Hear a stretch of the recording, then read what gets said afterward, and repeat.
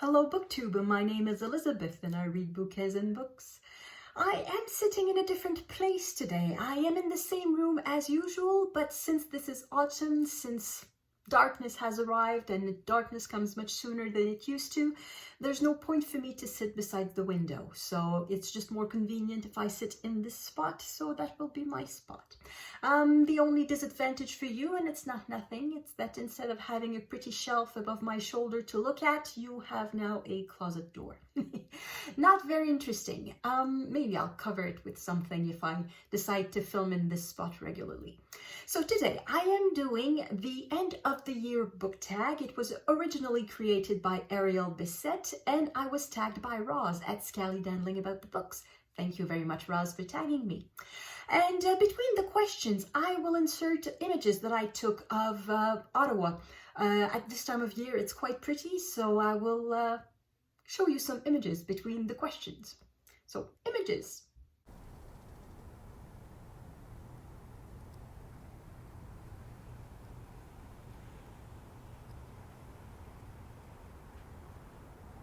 First question.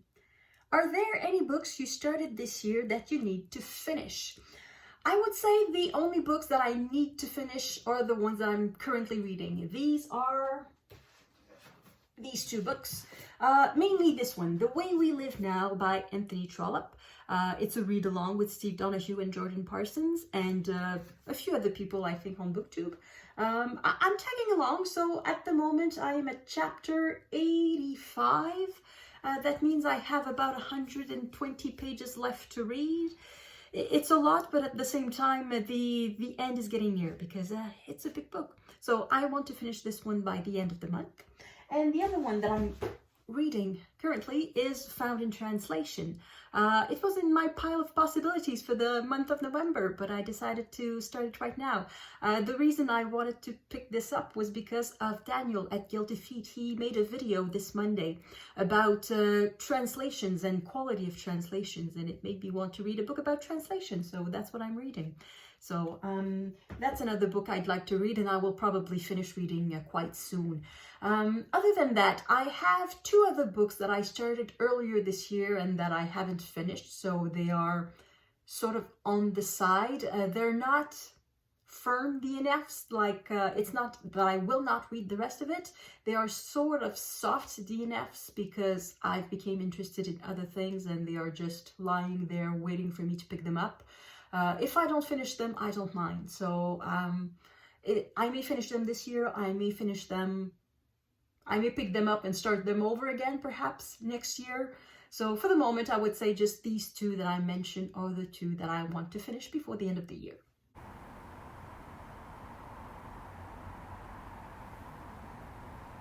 Question 2. Do you have an autumnal book to transition into the end of the year? Well, the Anthony Trollope is quite a transition because I've been reading it a few chapters a day. I think 2 or 3 chapters a day for the past 3 weeks. So that's a bit of a transition. But I would say what mainly marks the arrival of fall for me, reading-wise, is the fact that I pick up a lot more nonfiction. I'm not waiting for nonfiction in November. When fall arrives, I'm in the mood for more serious books.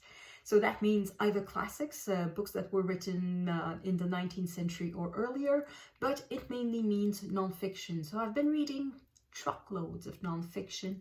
Well, truckloads.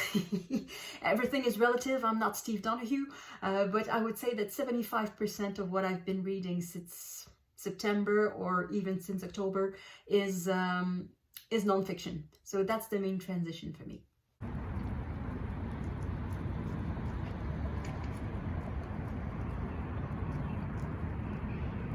Question 3. Is there a new release you're still waiting for? It depends what we mean by new release. If we mean books that will be released this November, December, no, I'm not waiting for anything because I have no idea what's coming up. I'm not really looking for new releases. I don't know what's being published or not. I read what's available. If we mean books that have been published recently and that may be still considered new releases, so let's say books published in 2021, yes, there are a whole bunch of them that I want to read and that I have not read. I am on the waiting list at the library for several books. One that I would like to read and that I still haven't read, even though I mentioned it in the mid-year book freakout tag, is Empire of Pain by Radden Keefe. And I've been watching many non-fiction November TBR videos, and it's a popular one. So maybe for non-fiction November, I'll read the same book as everyone else and read Empire of Pain, finally.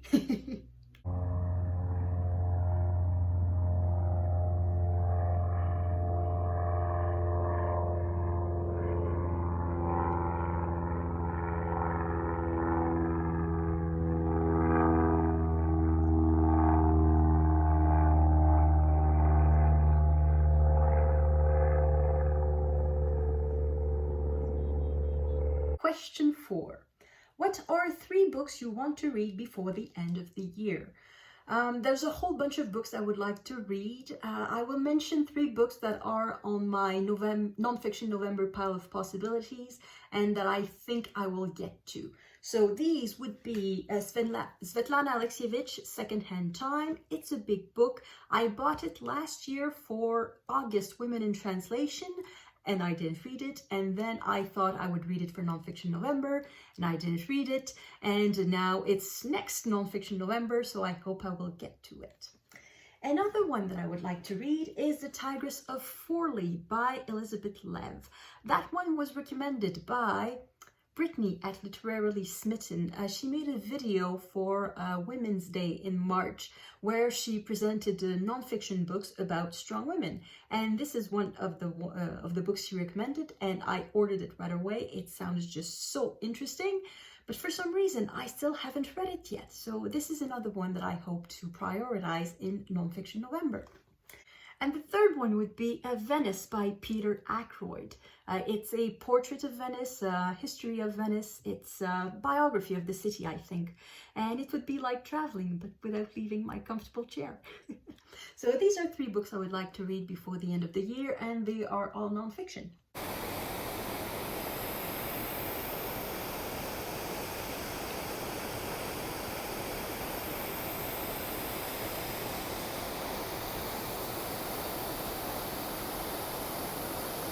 Question number 5. Is there a book you think could still shock you and become your favorite book of the year?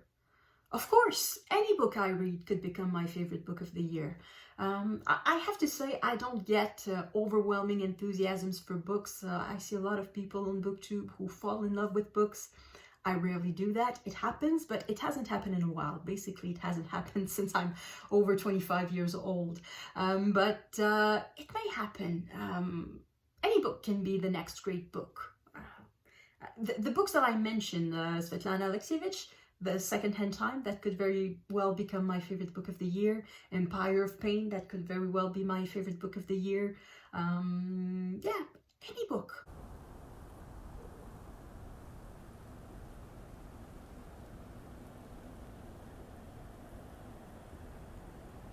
Last question. Have you already started making reading plans for 2022? They are not really plans, they're more objective. Well, there's one plan. One plan is to judge the booktube prize again. I had so much fun doing that this year. I'm doing it again next year. I volunteered again for the nonfiction division. So if you don't know what the booktube prize is, I will leave a link to Robert's video in the description box below. But chances are that if you're a regular on my channel, you know what it is. And the other things I want to do, I already mentioned them also in previous videos. One of them is to continue working on my physical TBR. I own way too many unread books and I want to work on that and hopefully diminish as much as possible my physical TBR. And the other thing would be to read each author, well, at least one book by each author that I mentioned in last week's video in my version of the Mooks and the Gripes book tag, bucket list tag. Mooks and the Gripes bucket list tag, yeah. So the 10 women authors that I mentioned, I would like to read one book by each of them, hopefully by the end of next year. So that's another plan I have. For the rest, just keep reading.